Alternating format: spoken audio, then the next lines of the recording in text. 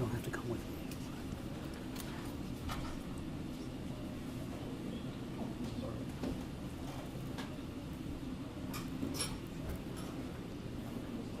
Sorry, thank you.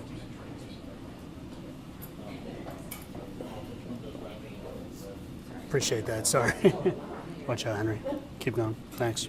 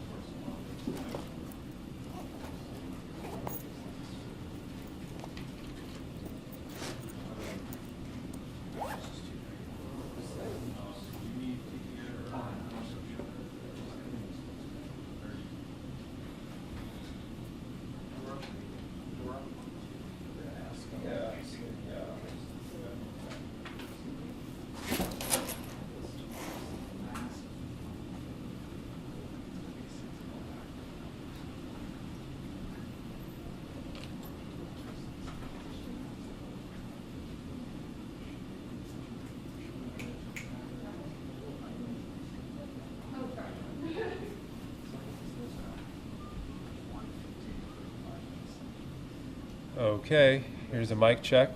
You hear me? 1, 2, 3, 4, 5, 6, 7, 8, 9, 10. Sounding good? All right. Do you need to hear channel 2? All right. Brian, just a quick check. 10-9-876-54321. Yep, good. Okay, thanks. No, he will be beelining it after this. Well, he knew he was going to have to do it. They get the All right. Thanks. All right, bye-bye. Yeah. Is everybody good audio-wise? Need me to give you a check? Talk? 1, 2, 3, 4, 5.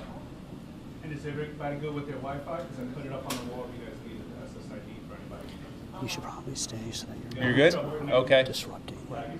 5, 4, 3, 2, 1. 1, 2, 3, 4, 5. Good. Okay.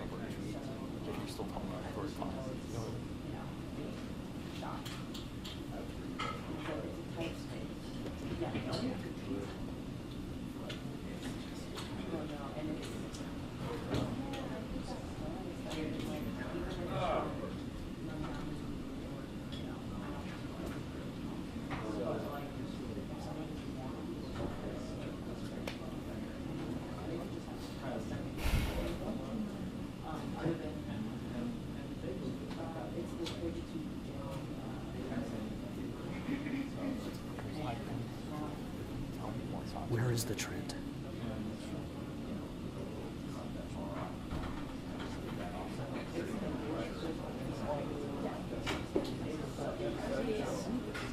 So it should be on the line.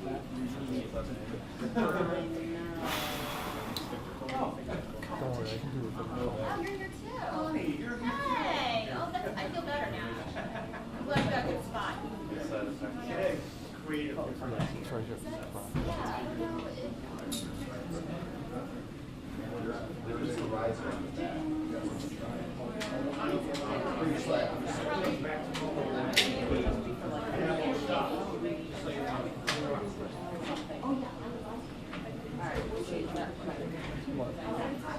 It's all right.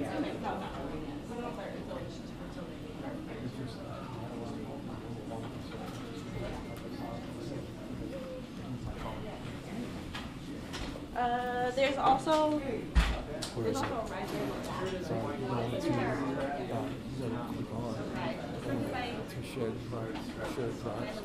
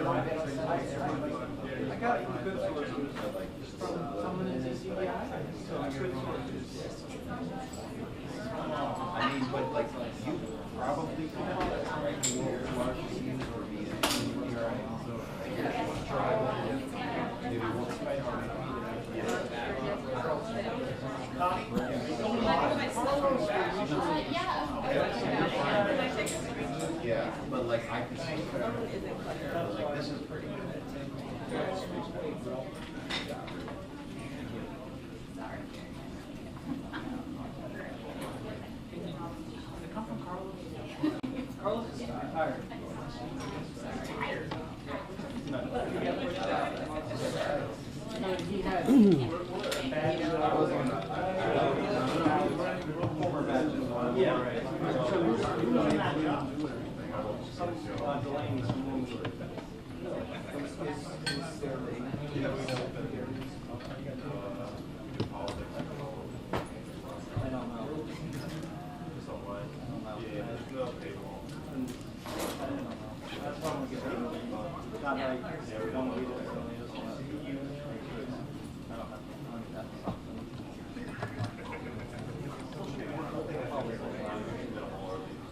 trucks. I mean, if you want to shoot like, you know, from an alternate position above a line of cops or something, that would probably be helpful.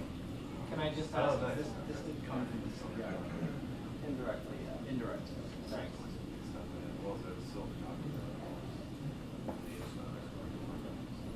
I wouldn't share it. It's not credible.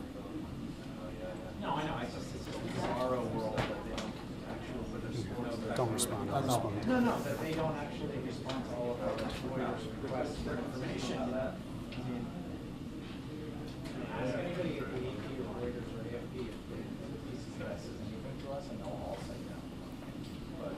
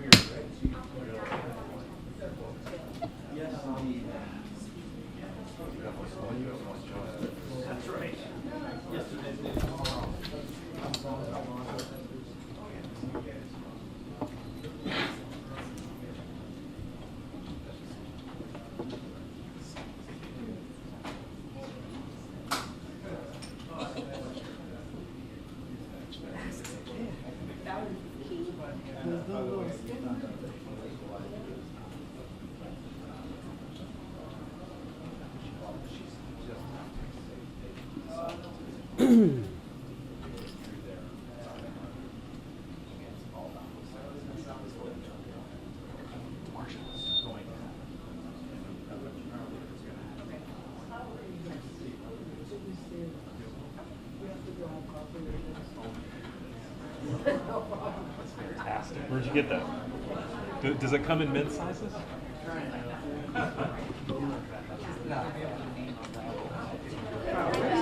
Waiting downstairs. You know I fixed it, right? I can't be here.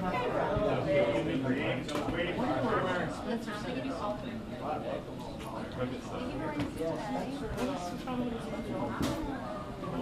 I like her sleeves. That's very cool. Sorry.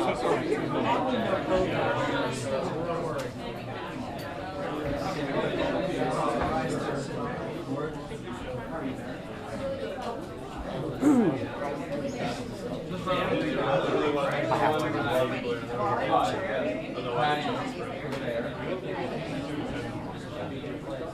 you hold my seat for a sec?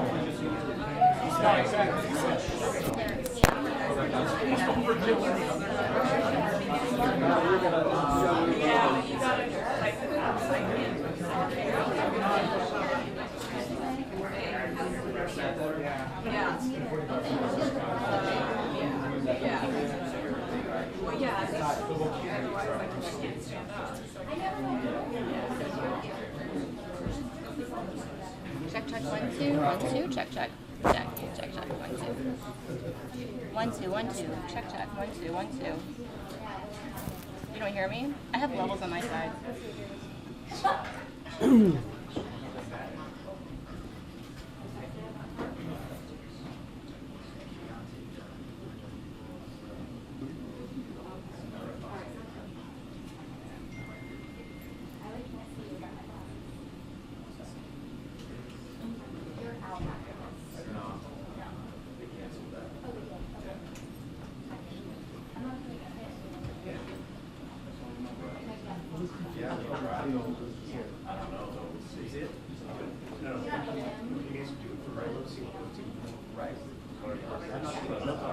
Maybe at least where you can walk it in.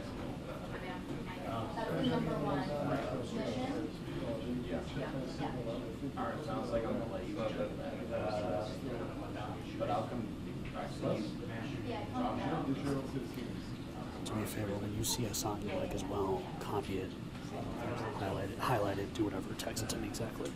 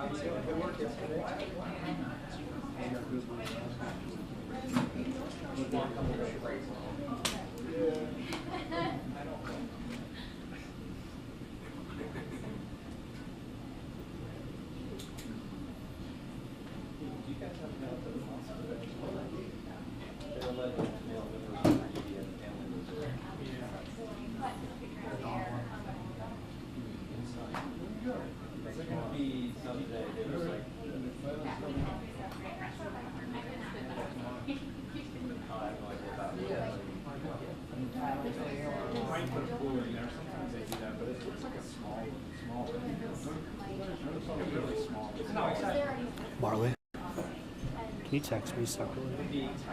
Just shoot me a text right now.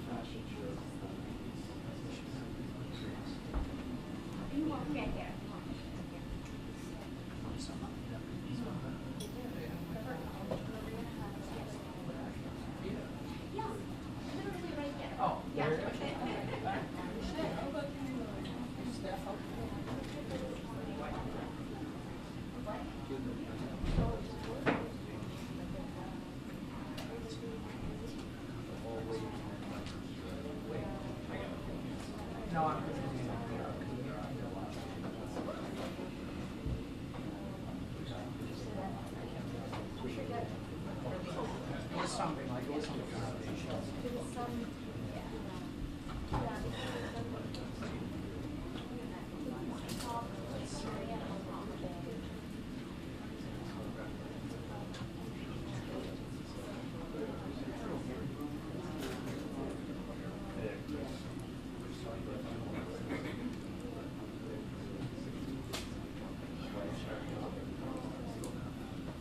No, you're right.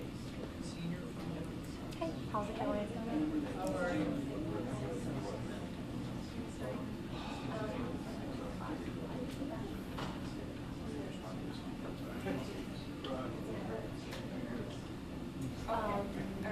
Try a special case because we're about to start.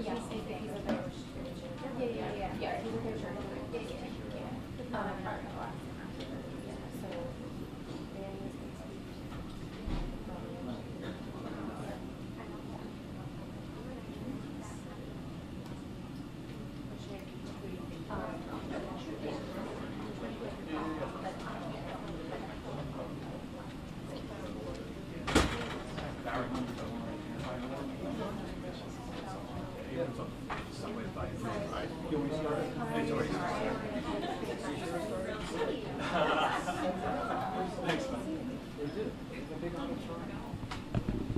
I might have to leave my bag to be like stealthy.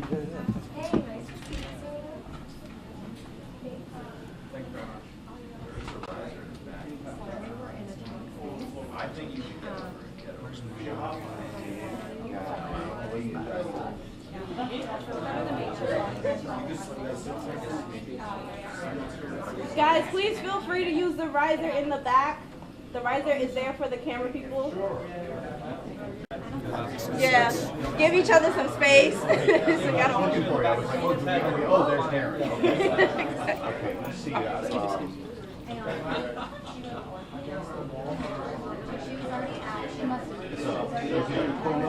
Oh, you've been around. We're trying.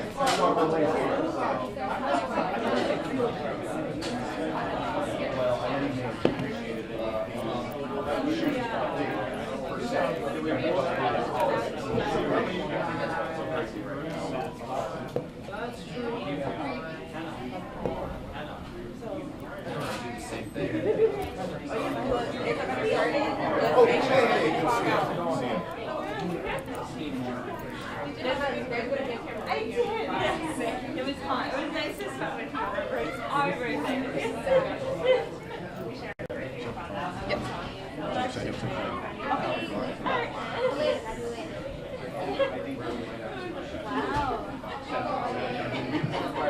I understand it's type. I understand. But it's right over. You need to get one or you will. I did. Roll two. Let me talk. Yeah, we did. Shot sheet. I got to add something there. So. You like the Pajero or the Pajero or the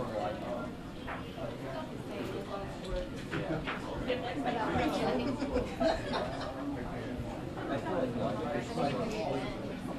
yeah, when they made the production, yeah, it was like a big set. It was like a network.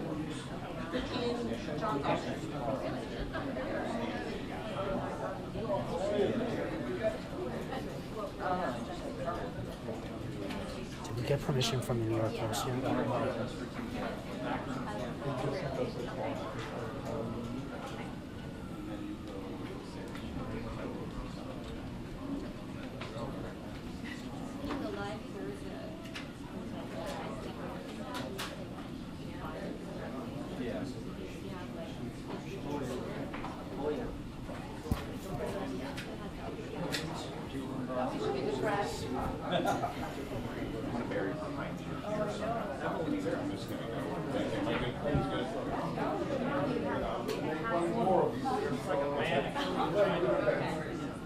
Hey, Shamsul, stop closing the door.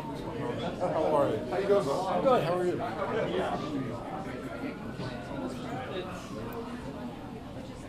Oh, really? Yeah.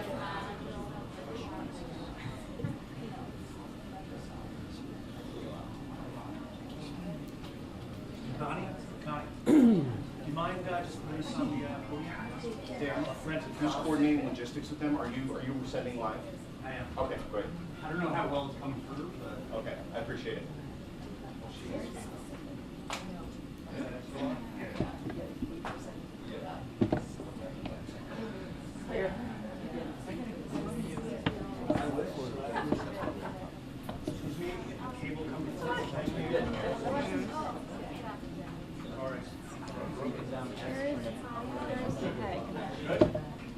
It's better than being the last person on the line with Excuse me.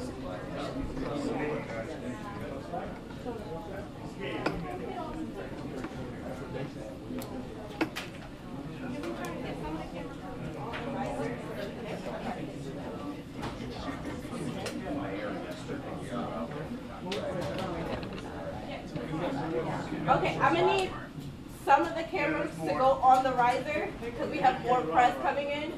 So we need to make room unless y'all all want to sit on each other. We already are. It's gonna get real hot, real hot. We will help you sit on the riser. Take care of your work. Thank you. Yeah. One has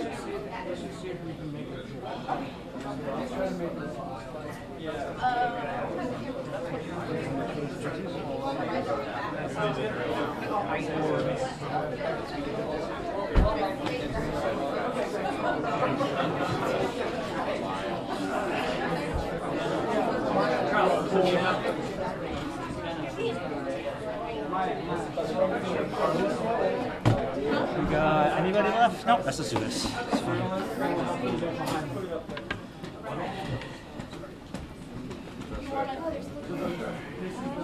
5 minutes, guys. We'll get started. 5 minutes. Good to see you.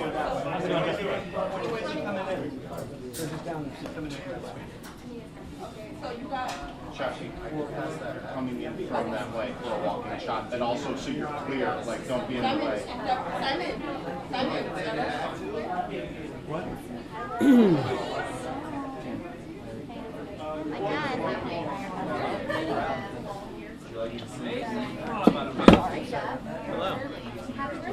Thank you.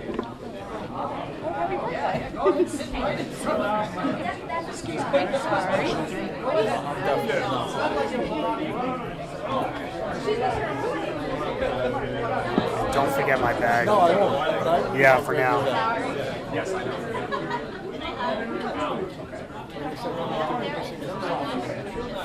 Stay right here. Right there. I'll just go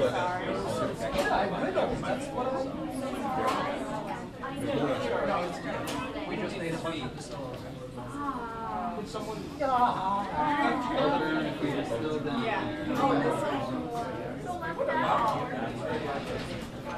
No, I'm so excited. I'm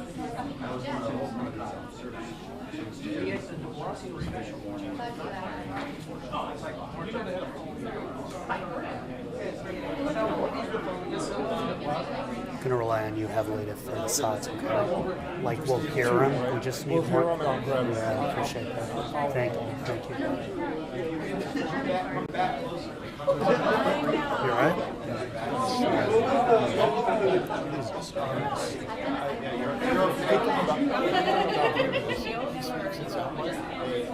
So, a little bit like Obama as well. We'll see how.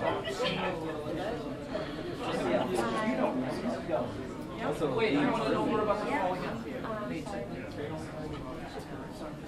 Everything. But now, and there's a problem.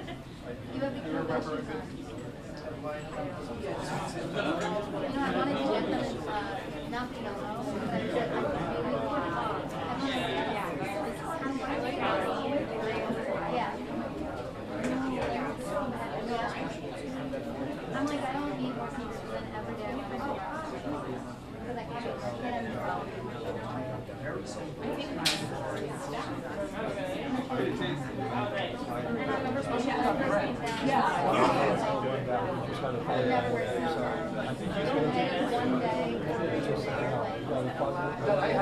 I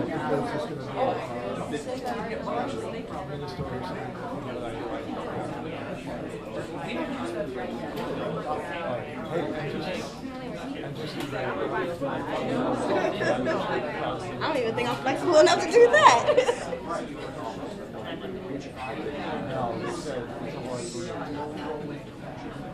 So we're okay. I'm just gotta go to the shop right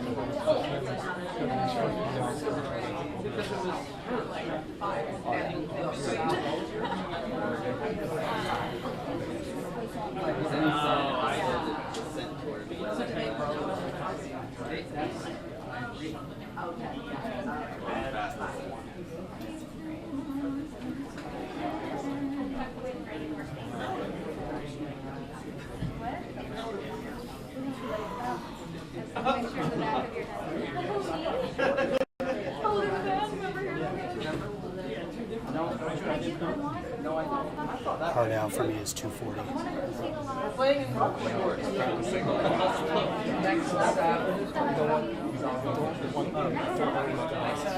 So how are you grading? No, we're just gonna have to, depending on what he says.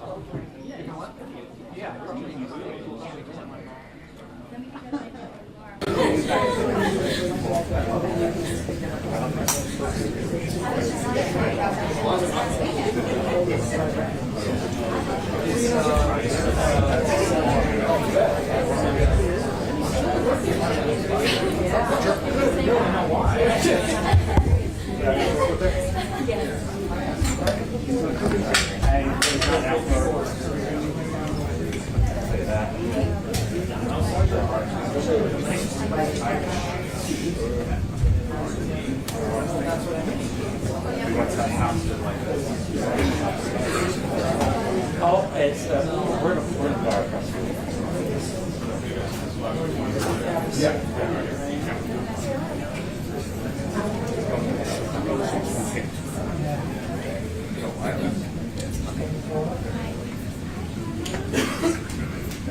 Yes. Make sure out of the way.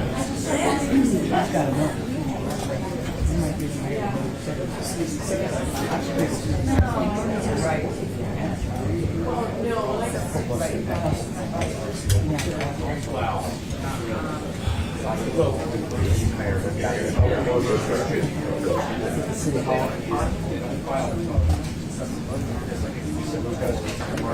Yeah. But it's just like I'm so sorry. I'm so sorry. I just, yeah, I don't know. I need you guys to wait in this area.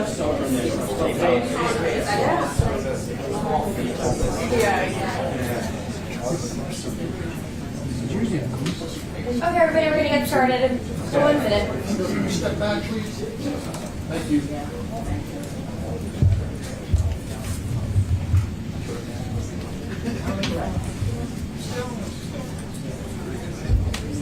Heads up.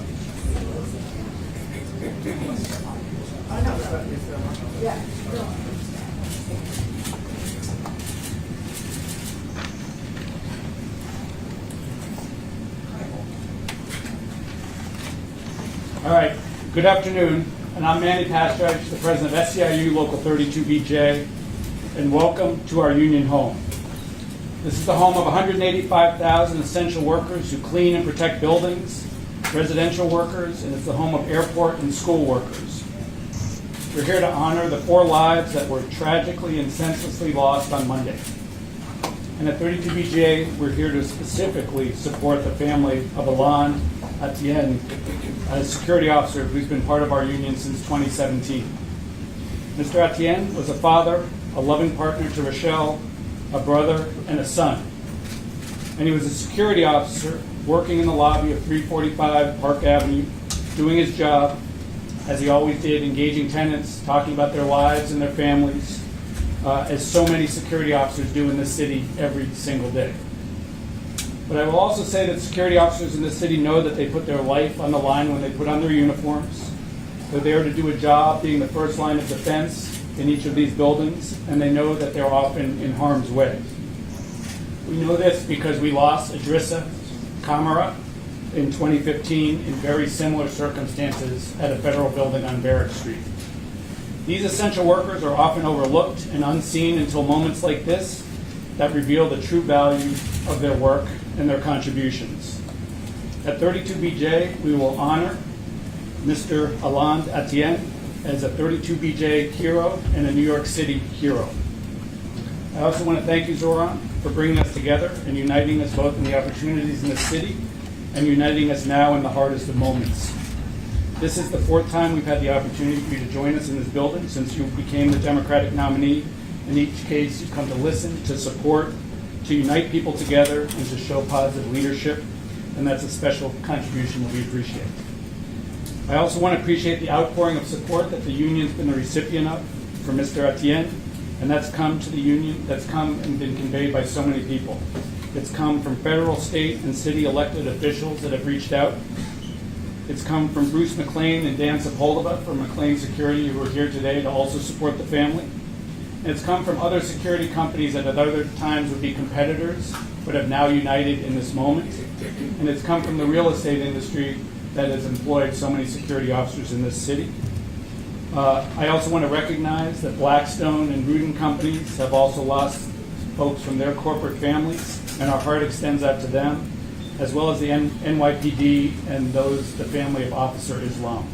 Our hearts go out to all of those impacted. So now I would like to introduce Smith Etienne, the younger brother of Alain, who would like to say a few words, and I'll just note that he does not plan to answer any questions today.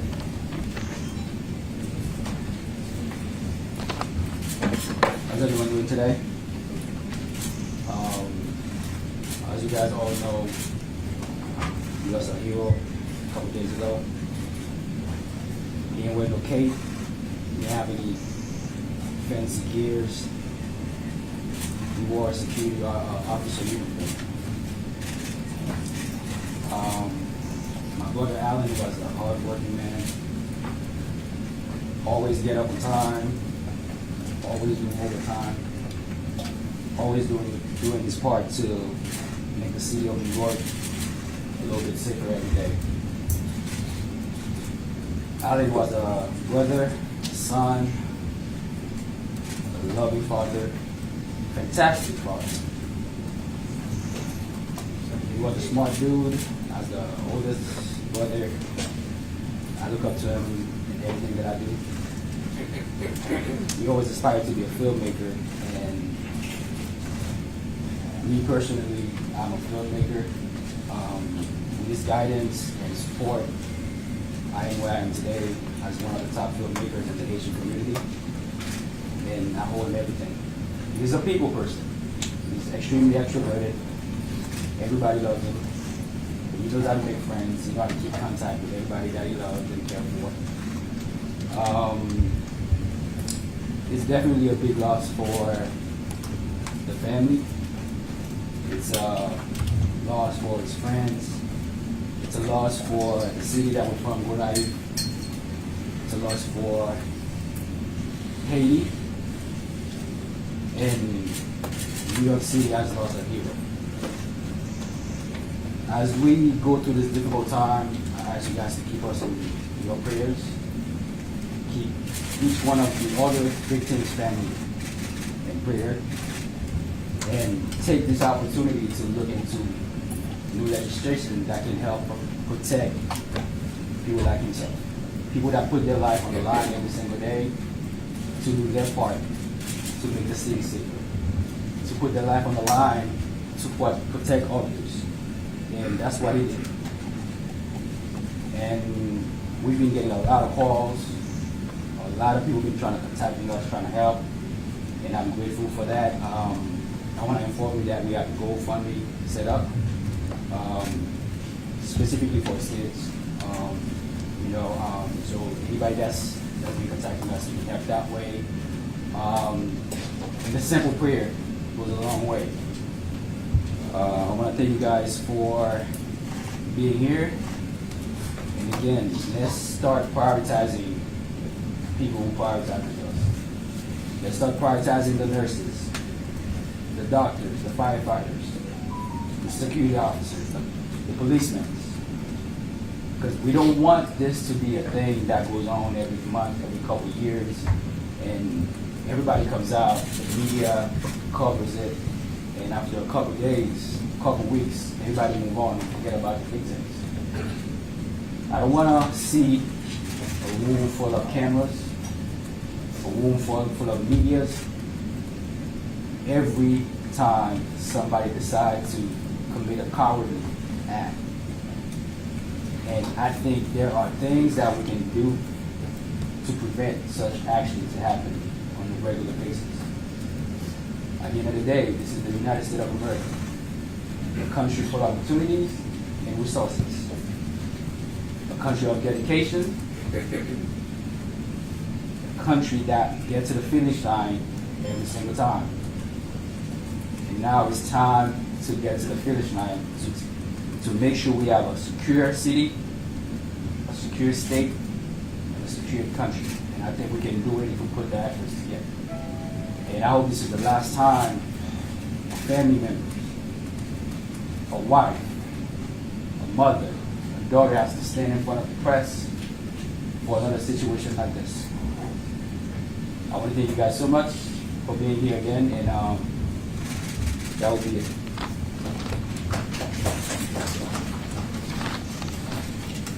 Thank you, Smith. And now I'd like to introduce Shamsul Haque, the co-founder of the Bangladeshi American Police Association and a retired senior NYPD commander. Thank you very much. Good afternoon. I stand before you with profound sadness and sorrow for the brutal killing of our brother, Officer Didarul Islam. I stand before you today as someone who proudly served the NYPD for the past 21 years. I am also the co-founder and former president of the Bangladeshi American Police Association, an organization that helped recruit hundreds of Bangladeshis into NYPD. I want to thank Mr. Mamdani for visiting the family members earlier today. It means a lot to the family members and the Bangladeshi community. But today I speak not only as a former officer, but I speak as someone who feels like a family member grieving, because that's what it feels like. Officer Islam was more than a fellow officer. He was one of us, and losing him feels like losing a brother. Officer Islam was brutally killed in broad daylight. We knew the risk. We all know the risk when someone takes the oath. But we never truly expect the day would come when someone we know, someone so close, is taken away from us so suddenly and so violently. This tragedy is deeply personal to me, because Officer Islam and I came from the same district in Bangladesh. We spoke the same dialect. We share similar customs. We understand each other. And his death left a hole in our community and in our hearts. Right after 9/11, just like me, several dozen of us joined the NYPD to do two things. One was to protect a city that we call our home, a city that we love and care, but also to dispel the misconception that you are a Muslim and there is somehow a connection to terrorism. So after several years, we decided, I called my friends to open up the Bangladeshi American Police Association. And our goal was threefold. One is to increase number of Bangladeshis to NYPD. Second was to help them go up the ranks. And the third is to bridge between the Bangladeshi and American community and the police department. But since then, the Bangladeshi community has grown in the NYPD. More families have encouraged their sons and daughters to join. And they have felt pride watching their children to serve New York City as a police officer. But today that pride is somewhat overwhelmed by pain. This brutal loss has shaken us to the core. It is just not a tragedy for the police officer's Islam's wife, his children, and his family, but it is a tragedy for all of us, for all fellow officers, for all our community. We'll never forget Officer Islam's bravery, his service, and his sacrifice. His memory will live on in our hearts and in our community and NYPD. May Allah grant him highest place in Jannah, and will carry forward his legacy, his honor, and with unity and with love. Thank you very much.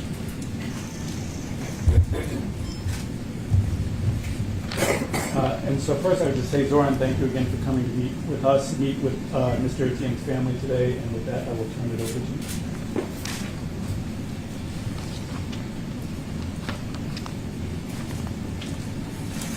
I want to thank Manny and 32BJ for having us here today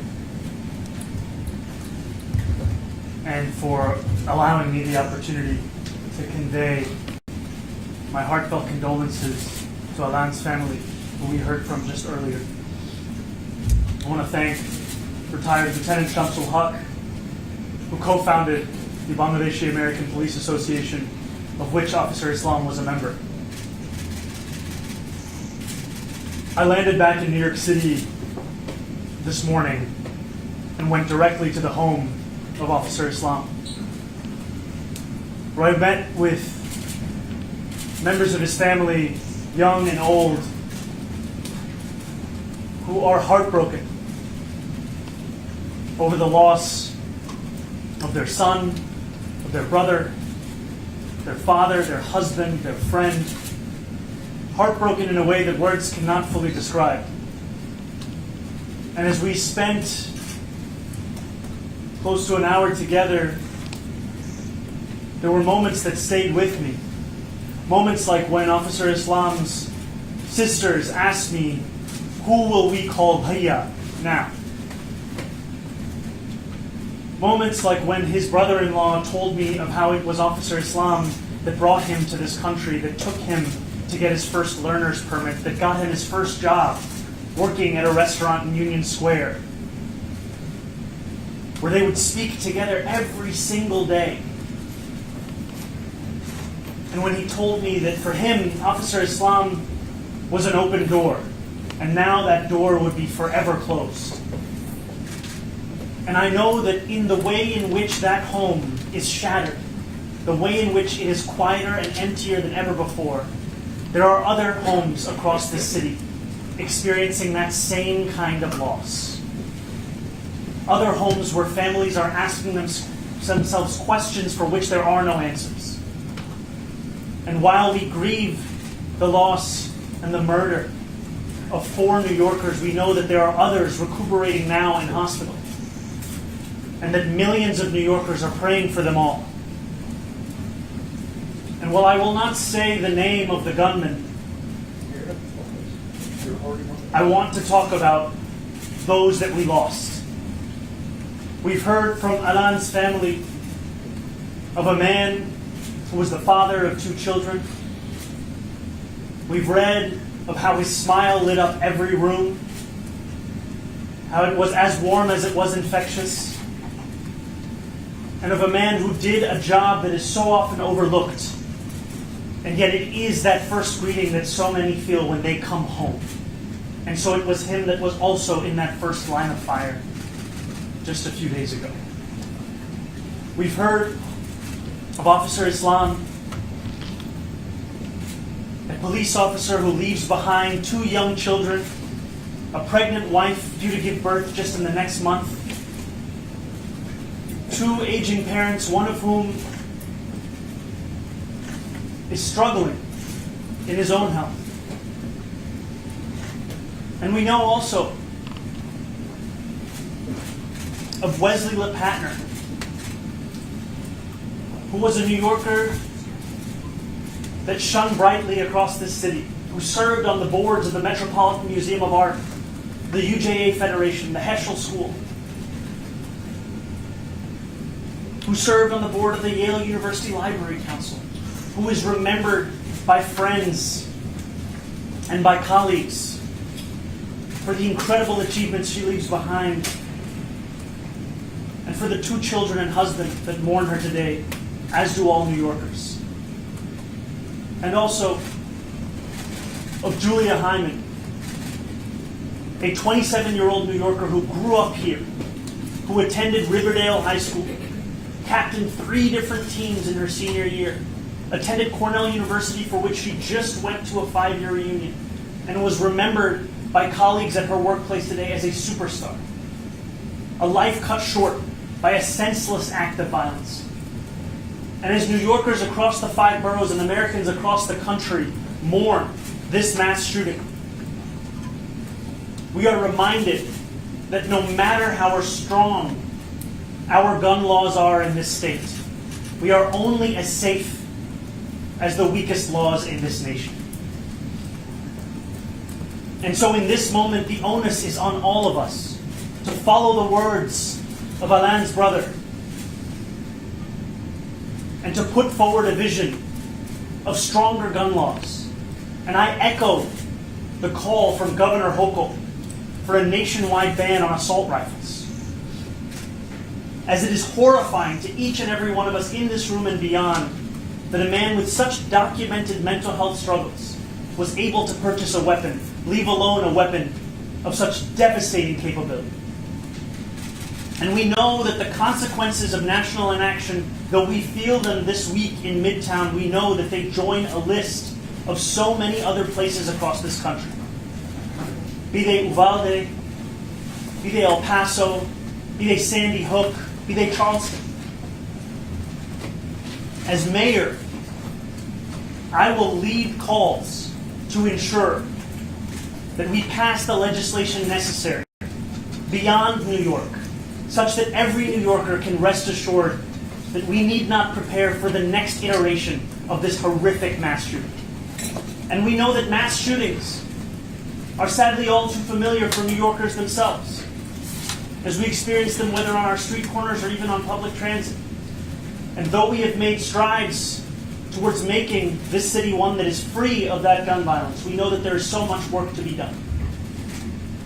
And in this moment of mourning and of grief, I want to thank law enforcement for their response to the horrific shooting on Monday and their work in keeping New Yorkers safe.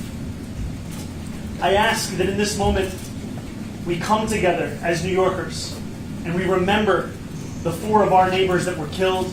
We honor their memories and we live up to the way in which they led their lives. Thank you.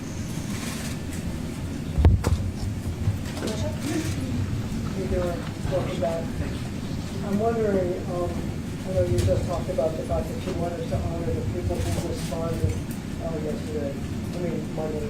And the reason I'm asking this question is I wonder if your views about the NYPD have changed over time, especially in light of this shooting and the fact that both Como and Mayor Adams have criticized your past statements about the SRT, the strategic response group, which did respond because they claim that you said it should be disbanded. Do you still believe that? And do you want to send any kind of a message or feeling to the police department about who's that you now have divided?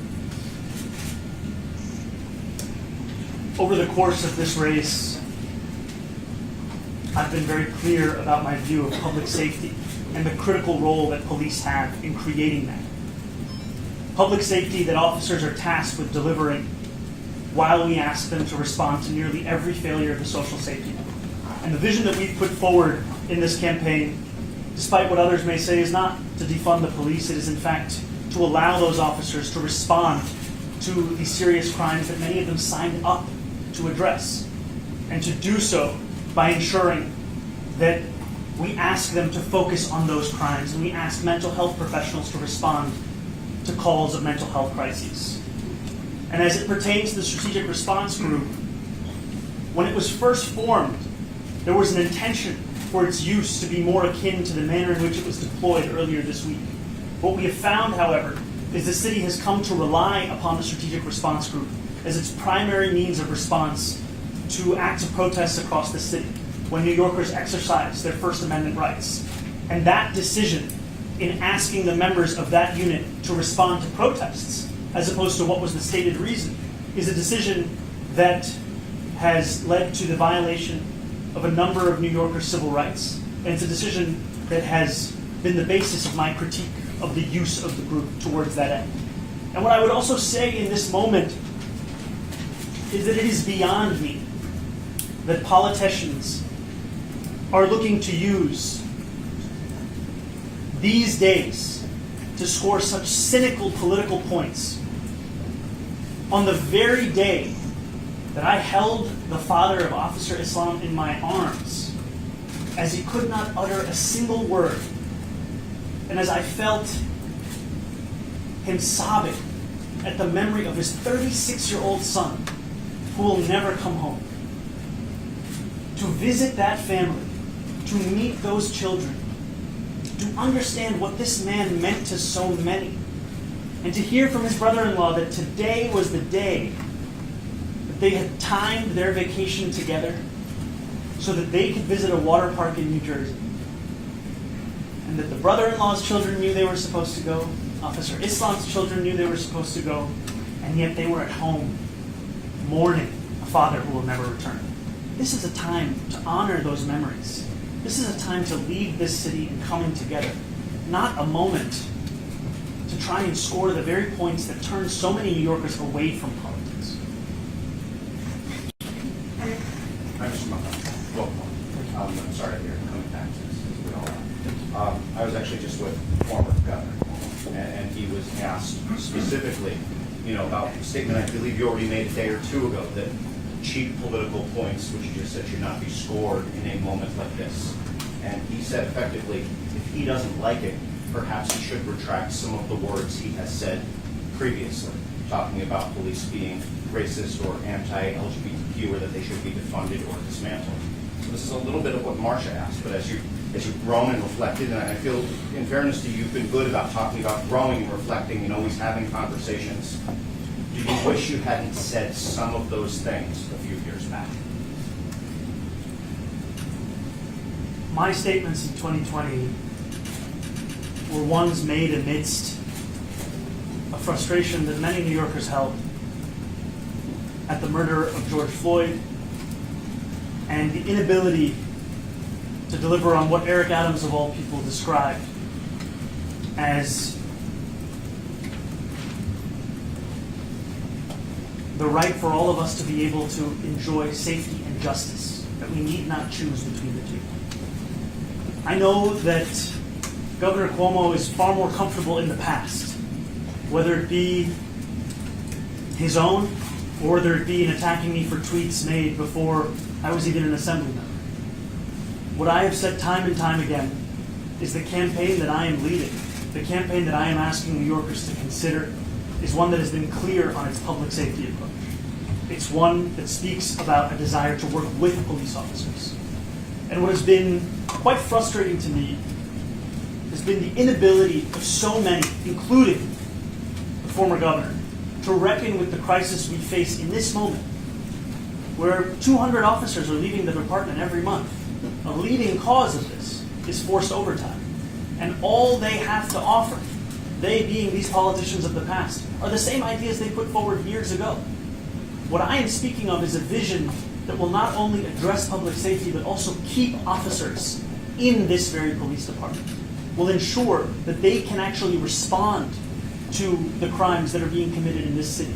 Because as we've seen in the first quarter of this year, we were only able to resolve 35% of all of those crimes that were reported. And part of that is a reflection of asking officers to do nearly every single thing we can think of. And so I'm proud of the public safety platform we've put together.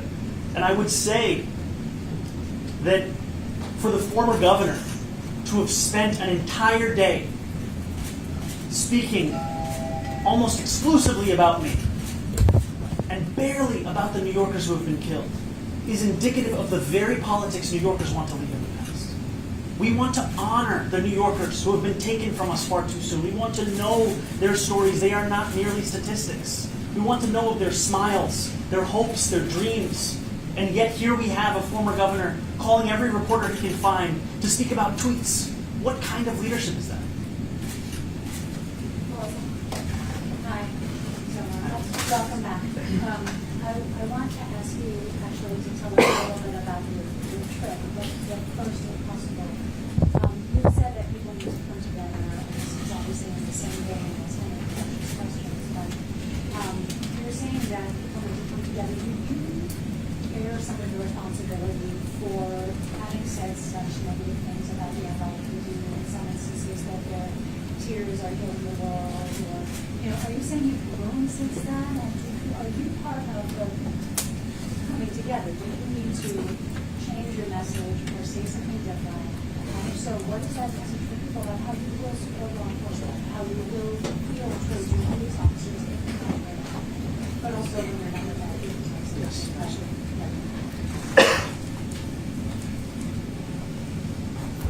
To be the mayor of this city is to work closely with law enforcement to deliver that public safety. And the experience that I've had in running for mayor has been a privilege in getting to know more and more rank and file members of the department and understanding just how difficult we have made their job. And as I visited Officer Islam's home this morning and met with another officer who told me of how she has sadly had to console other families of police officers in the past. It is clear to me, as it is clear to so many New Yorkers, of the immense risk that so many take upon when they do this work. And what I will be as the mayor is someone who recognizes the work that these officers do, who looks to ensure that they can actually deliver on that same work that brought them to this department, and who is focused on the outcome of public safety. Because what has happened far too often is a distilling of that which either provides or denies New Yorkers safety into a political discourse, where we spend far more of our time trying to score these kinds of points than in asking ourselves, how can we ensure that New Yorkers are safe? And while we have made strides in that safety, clearly we are still home to a site of a senseless mass shooting. And so there is much work for us to do here in New York City. But there's also so much work to be done at a national level, and that is why, again, I appreciate Governor Haque taking this moment to point not only New Yorkers but Americans towards a way in which we can ensure that history does not repeat itself. Can I follow up just briefly? Since I don't hear you saying, you're not retracting what you said in the past, or not saying I no longer feel like any sort of racist or Western, these tweets are going to keep resurfacing by your rivals. How will you avoid, as a candidate, this subject coming up again and again if you're not sort of addressing those words and kind of putting them into a context? Andrew Cuomo wishes he was running against me in the past. He wishes that he was still living in the past, where he was the governor of this state. The sad reality for him is that he is running against me now in 2025. And despite his attempt at running an entire primary campaign based upon finding every tweet that he can that is in direct contradiction to the policies and the politics that I am running on, New Yorkers were able to see through that and elect me as the Democratic nominee with the most votes in the history of New York City mayoral primaries. And so if he wants to continue to try and litigate a race based upon tweets that are clearly out of step with the vision that I have, with the statements that I have put forward, then he is free to do so, because what he will find is that New Yorkers are more focused on the now and the vision that we have for the future than they are on an attempt to litigate this city through a medium of tweets. Did you want to say anything about your wedding celebration, how you spent the last couple of weeks? It was a pleasure and a privilege to celebrate my wife Brahma and my marriage in the city that I was born, Kampala, Uganda, with family and friends that have raised me, to reunite even with the doctor who delivered me 33 years ago in Zambia Hospital, and to take a moment to appreciate all those around us who make us who we are, and to know that there may not be those same moments in the future. And this is one precious time that we had, and it was a pleasure to be there, and it is a pleasure to be home. Zohran, I wonder, part of what the former governor brought up as well yesterday in his many comments was that comments like the ones he's made are part of the reason why the NYPD and many other police departments across the country are having a hard time recruiting officers, retaining officers, and that he believes it's language like that that has really affected the morale of departments across the nation. I guess I wonder if you speak directly to police officers in this moment, especially the officer, the security officer that was here, but also the police officer that was working security for that building, a young veteran of the department. Many of these young police officers feel the need to have a second job. Talk directly to police officers in the city in this moment who see the language, who see the political discourse, and wonder if that's no longer a career that they should pursue or want to be a part of. To the families of Aran and Officer Islam, and to security guards and police officers across this city, I want to thank them for the work that they do each and every day. And as we heard earlier, it is oftentimes work that is overlooked. It is work that we do not remember until moments such as this. And it is work that is difficult. It is work that inspires questions like the one that was asked by Officer Islam's mother when he went from being a school safety agent to becoming a police officer. She asked, "Why do you want to take on a job that is so dangerous?" And he said, "To leave a legacy behind that his family would be proud of." And I know that that is a conversation that so many have across the city. And it is work that I truly appreciate. And looking at the crisis of retention that we have in this city today, to try and pin it upon tweets from 5 years ago, as opposed to the conditions of this moment, is to ignore what officers themselves are saying. When you ask officers why they leave, one of the leading causes they cite is forced overtime, an inability to have a quality of life when they know they are actually going to come home.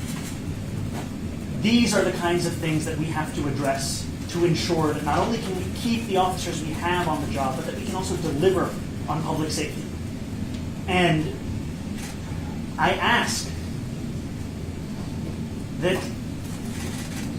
in our focus on this, we remember the officers themselves and not the discourse that is had as if it is in the interest of those officers, when often it is motivated by partisan politics. Are you going to go to the funeral of Officer Islam? And also, when you talk to his family today, did any of you bring up any of these concerns, the tweets, your past policies on the NYPD? Did any of that come up? None of that came up. They thanked me for coming to their home. You know, his brother-in-law, Officer Hassan, who is serving as the spokesperson for the family, told me that in fact he and Officer Islam had seen me once in person at Eid prayers, and they had wanted to say hello, but there were too many people in between and they never got the chance. And Officer Hassan invited me to the funeral tomorrow, an invitation that I will take him up on and I will attend. And they are a family that deserve the support of this city. They deserve the support of our leadership, and they deserve to be at the center of this story.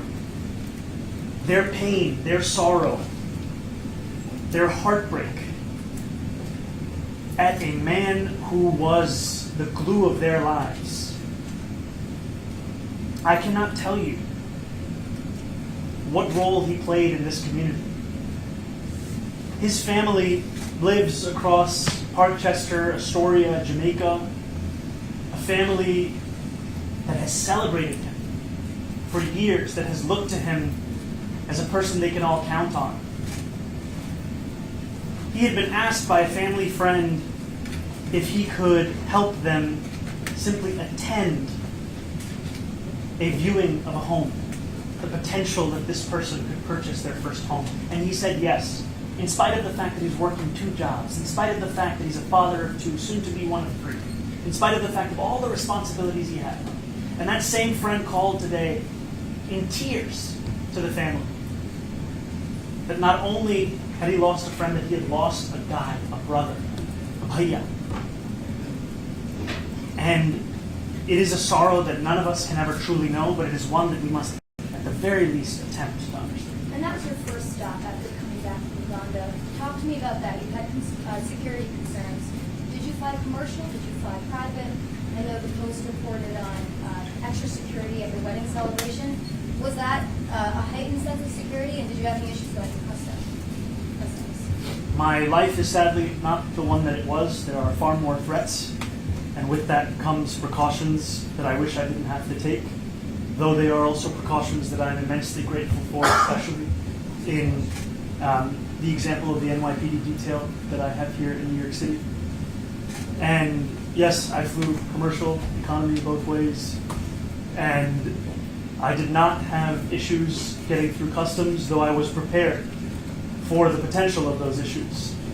And that is a sad reality of living in our President's United States. And as you said, I traveled directly to visit the family. I had called them in advance to ask if that was something that I could do. They had welcomed me into their home. They refused to let me leave until I had breakfast with them. They are an embodiment of so much of what makes this city the one that we love. And it is not lost upon me that both Officer Islam and Alain Etienne were immigrants who came to this city in the hopes of a better life. Immigrants whose own sacrifices made it possible for their own family members to have better lives. You heard from Alain's brother speaking of how he was able to become such a prolific filmmaker because of his brother's work as a security guard. I heard from members of Officer Islam's family of how a man with already so many responsibilities was still eager to help those who were in need. And as I've made calls to either the family or colleagues of all of the victims, I've heard time and time again of a sorrow and a heartbreak of lives that were cut so short. No matter if they were 27, if they were 36, or if they were in their 50s, we are speaking of New Yorkers who had so much left to offer the world and who leave behind families that cannot fully comprehend what it means to live in this world without them. Yeah, that's. You talked about the SRG as originally being created for, I guess, emergency responses as opposed to dealing with protests and civil unrest. I'm curious if you thought about, if you were to be mayor, how would you re-envision how the NYPD, like what kind of officers you deploy both to emergency response and also protests? It sounds like you want to disentangle. I think what we saw on Monday was an example of how we would want a response to look like to an emergency. What we also see, however, in this city is the treatment of protest as if it requires the same. And New York City is a city that is proud of its history with protests and its exercise of the First Amendment. And what we have seen, however, is an inability to follow the rules and regulations that protects the rights of all those New Yorkers who exercise them. And what I am interested in as an outcome is how to live up to that city where New Yorkers need not choose between safety and justice, where both are delivered. And that means abiding by the rules that we've seen on kettling. That also means ensuring that we do not settle for misconduct lawsuit after misconduct lawsuit as it pertains to protests and the policing of those protests, but instead we change the manner in which we respond to those protests in the first place. So you would disband the SRG and come up with another emergency response? There is a need to ensure that every act we take is one that is actually delivering public safety. And what we see right now, especially with regards to how we respond to protests, is not in line. Thank you. Did Officer Islam's family say anything about whether they're inviting him to go home to the funeral tomorrow? then I also wanted to ask about your trip. While you were away, some of your critics found it offensive that you didn't try to return to New York City earlier after what happened. Did you try to return earlier? Officer Islam's family did not bring up the former governor in the time that I spent with them. I was originally scheduled to return this morning to depart Uganda on the 29th of July. As the news of the shooting broke, my team and I looked into earlier possible travel back to New York City and found, in fact, that our originally scheduled trip was still the earliest possible time that I could return to New York City. Yeah. I was curious, the phrase defund the police and potentially relatively toxic years but you have said that you do want to reduce the budget for overtime over at the NYPD instead. What exactly is the funding for the police and that? How would that have directly prevented what's happening yesterday? Calling for a reduction in overtime is a call that nearly every candidate has made over the course of this campaign, and even Mayor Adams ran on in 2021, pledging, I think, to cut it in half within a short period of time. And what it speaks to is not just the way in which that we have seen that number rise year after year without any attempt at answering the cause of it, but also to what I was saying earlier, which is that many officers who are leaving the department, of which we see 200 every single month, cite forced overtime as a reason that they depart, because they do not know when their shift will end. They are working doubles, they are working triples, and we are asking these officers to do far more than any one person should be doing. And so what I am looking to do is lead a police department whose focus is on public safety, whose focus is on retaining the police officers that we have, and on ensuring that we are asking officers to do the job that they signed up to do, not to respond to the failures of city government's ability to respond to the ripping apart of our social safety net. How would the Department of Community Safety be any better in terms of replacing what the calling forward to The Department of Community Safety would not replace the work of the NYPD. It would be done in tandem with the NYPD. And what the Department of Community Safety would do is cohere what are currently a set of responsibilities that are siloed in different parts of city government. Responsibilities like gun violence prevention, homelessness, mental health crises, hate crimes, victim services. And what we've seen, especially as it pertains to gun violence prevention, is we know that there are successful strategies that can be employed that have been shown to have effect in the manner that was intended here in New York City, but are still not operating at the full scale. They are still operating at a pilot level. And that's why we have put forward proposals to increase the funding for not only the crisis management system, but also the manner in which New York City approaches gun violence prevention. And I look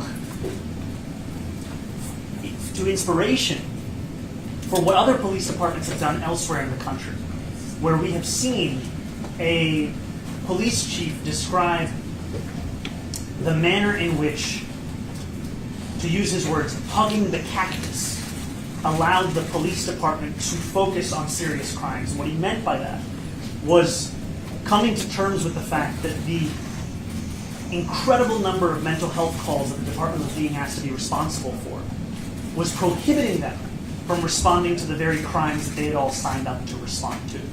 Today, the NYPD receives around 200,000 mental health calls a year. And we know that in asking them to respond to those, we are also making it more difficult for them to respond to the very kinds of crimes that New Yorkers look to the NYPD to be their first responders to. We'll take two more questions and we have to wrap. Emma? So can you take us, were you asleep when the shooting happened, were you awoken during the night, and then in those hours afterwards, I think it was like 3 or 4 in the morning where you were, did you speak with the mayor, the police commissioner, it sounds like you spoke with the families before you got on the flight? I was awoken by a a member of my team wore his cats around 4 a.m. local time in Uganda and informed of the news of the shooting, soon after which we put out a statement. In the day that followed, I spoke to a number of New Yorkers, including families and or colleagues of victims, conversations that continue through this day. And I have not spoken with the mayor at this time. What about the police commissioner? I've had a brief conversation with the police commissioner. Okay, last question, Morgan. Hi, thank you so much for taking questions. So I just wanted to follow up. There was some tweets that have been surfacing, and one of them you say that nature is healing, quote tweeting where a cop is crying. Was kind of asking about it before. I just think when some people see these tweets, a lot of people in New York City have family members who are law enforcement, and it seems to be mocking a mental health of cops, where mental health for cops is already on the rise, especially those struggling with mental health. So I just wanted to give you a chance to respond and really show and explain exactly, what are there going to be intentions to maybe help with the mental health of police officers, and exactly with those statements, could you help clarify, help explain, why you said what you said and what you hope to say in the future? To be very clear, as I have been over the course of this campaign, I am not defunding the police. I am not running to defund the police. Andrew Cuomo is far more comfortable living his life in the past and then attacking tweets of 2020 and then running against the campaign that we have been leading for the last 8 months. The tweet that you referred to is a tweet that is out of step with the way in which I not only view police officers, the immense work that they do in this city, but also the seriousness with which we need to treat that work and the difficulties that come with that work. And so much of what I've shared today has been out of a vision of how to deliver on that which motivated so many to join the department. I am, as was said by Henry earlier, running as a candidate who is not fixed in time. One that learns and one that leads. And part of that means admitting, as I have grown, and part of that also means focusing on the people who deserve to be spoken about. Because our politics too often creates incentives to spend moments of mourning discussing other candidates, when in fact, many of these victims have not even been buried yet. We are speaking of families who are organizing funerals.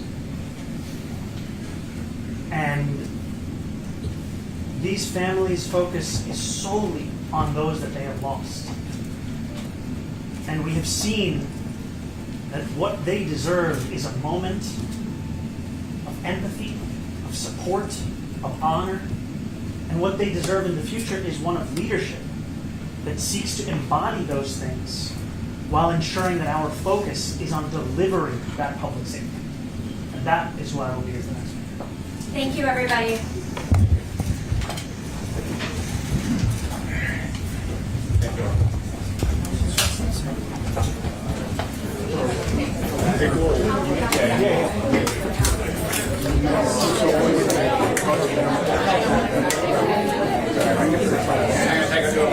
You got your question. Yeah, I did. Way out that way?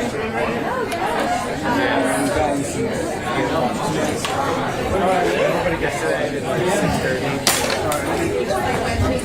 No, it's okay. When I feel that, I know it's a stupid topic.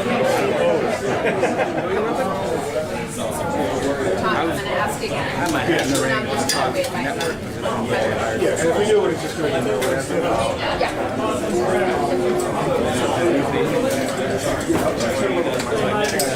May still be on. I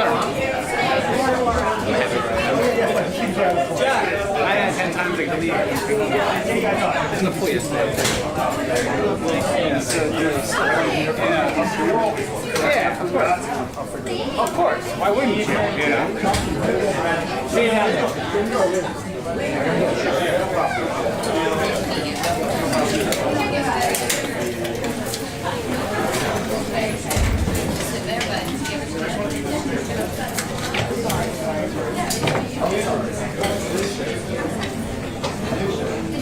Everyone, I'll just meet you down there. I'll meet you down